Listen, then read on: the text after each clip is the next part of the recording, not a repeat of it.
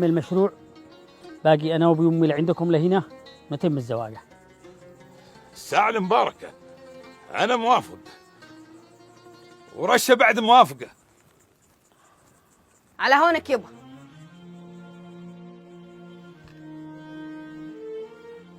أنا ما أنا موافقة. وش ذا الهرجة رشة؟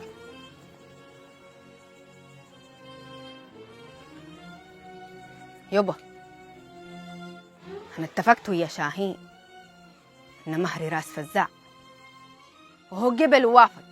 وأنا مديته لك أرجلوه، قديته فزع بالبودي كله. شاهين قبض على فزاع، وإيش يلزمه غير ذا الشيء؟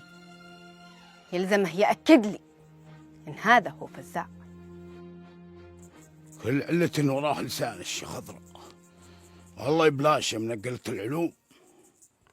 نعمل له فحص الدي ان ايه، فحص الدي ان ايه عشان نعرف انه فزع ولا مش فزع. قد الرجال اعترف بنفسه والاعتراف سيد الادله، ما عاد باقي. لا بالله باقي. اللي طردتوهم 3، قبضتوا على واحد منهم، وش أدراكم إنه فزاع ما هو بواحد من الاثنين اللي شردوا. وش السالفة يا شاهين؟ وش السالفة يا مهاوش؟ السالفة شوفت عينك يا شيخ، اللي قبضناه هو فزاع، لأن الثاني كان يلبس كس المدينة وما يملك سلاح، والثالث كان يسوق المتر وما ظنيت إنه فزاع. أنا قد شافت عينك فزاع، لازل تقول ما هو بهو.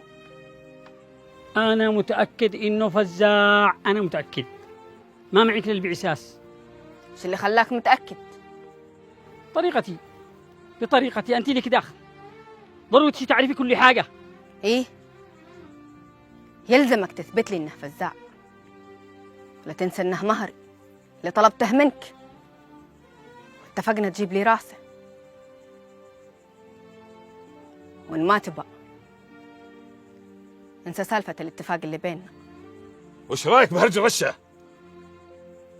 انا بالنسبه لي يا خال اثباتاتي محتفظه لنفسي، مش مجبر اقول لحد. بعد اذنك يا خال، انا شاروح احرس فزاع اللي مش فزاع.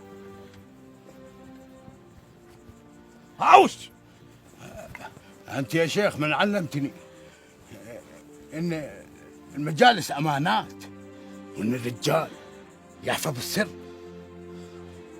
شاهين كان له سر بذمتي وأنا ما قدرت أقوله،